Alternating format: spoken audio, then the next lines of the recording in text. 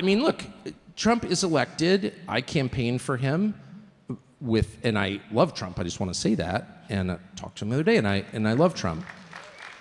And I've known him for 25 years, and I mean, I could write many books on Trump, and they would be positive, basically. But the second he gets elected, who's the first person to visit? Bibi. Then he comes again. Then he comes again. And it's like the energy of the administration and of the entire U.S. government is all of a sudden about Iran. A war with Iran? Really?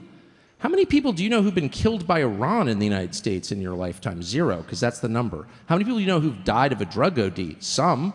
Maybe you have a nephew who did. So, like, what is this? I know you want to have regime change in Iran. I'm not mad at Israel at all.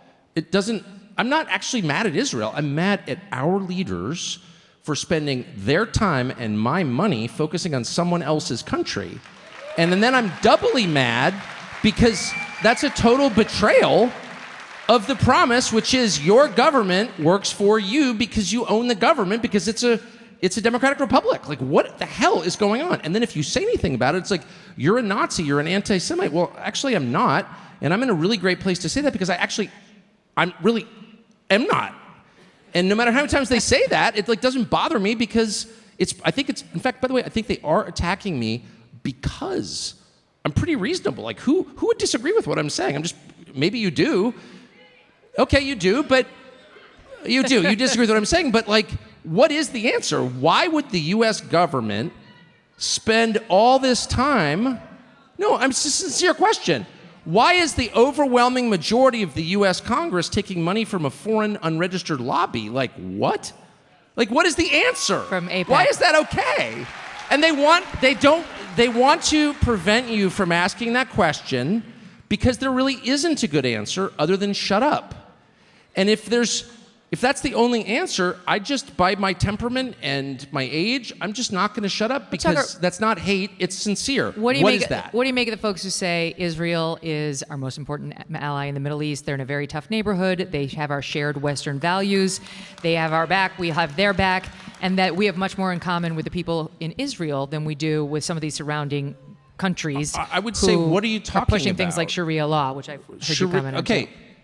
What's happening in Gaza, which is the killing of civilians because they are related to terrorists, they've said that too. This is not a left-wing talking point. Have you read you guys what are fiery Israeli... tonight. It's just a fact.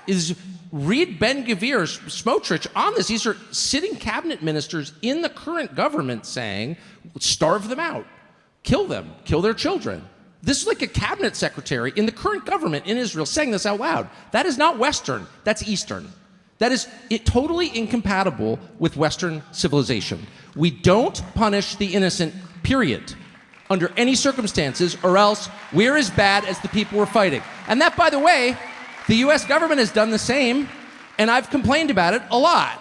And no one has ever called me names for criticizing my own government. So why is it verboten to criticize somebody else's government thousands of miles away? What the hell are you talking about? That is a great question. I just believe in the principle. And second, tell me why they're our most important ally. Right down the road, you've got countries that have like the bulk of the world's energy supply. That's not an important ally? What? If you're looking at foreign policy through the lens of what's good for America, you don't want to make unnecessary enemies. I like Israel for the 8th time. How many people have been there on vacation just because they like it? I have. I took my kids. I'm not against it. I don't want it to get hurt. But from a geostrategic point of view, your duty, if you're running the State Department or running the White House or a member of Congress, is to serve the people who elected you in your country. So you need to think seriously, as you do with your own children, what's good for them. And one thing that's good for them is being allies with countries that have a lot of energy because it makes civilization run. That's why, et cetera, et cetera. So, like, that doesn't even make any sense. Okay. I think we've covered the Israel thing. Those are not Nazi views. Those are No, this those is are why not they Nazi hated views. Trump from day one. When he said America first, a lot of smart people thought, whoa, if you put America first, then you're going to put Israel second. And that's why they hated Trump. That's why they hate me. But most people in both parties, at least conceptually, will agree with that because there's no real argument against putting your own country first, because that's the purpose of your government. But here's my own view. So here we are, we're 20 minutes in, And we've already devoted a lot of time to the topic of Israel and whether somebody's an anti-Semite and all that. And I just feel like this is taking over the discussion on the right. It's taking, and it shouldn't be. We have our own problems here at home. With all due respect, I care about Israel. I've given Israel a wide berth as it's conducted its response to the attack, the horrible attack that happened on it on 10/7.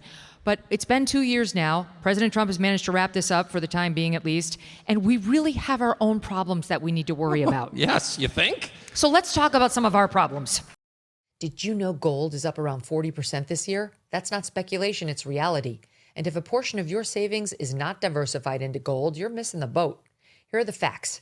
The US dollar, still too weak. The government debt, still growing. This is why central banks are flocking to gold. They're the ones driving prices up to record highs. But it's not too late to buy gold from Birch Gold Group and get in the door right now. Birch Gold will help you convert an existing IRA or 401k into a tax-sheltered IRA in gold. You don't pay a dime out of pocket. Just text MK to 989898 and claim your free info kit. There's no obligation, just useful information. The best indicator of the future is the past, and gold has historically been a safe haven. So text MK to 989898 right now to claim your free info kit on gold. MK to the number 989898. Protect your future today with Birch Gold.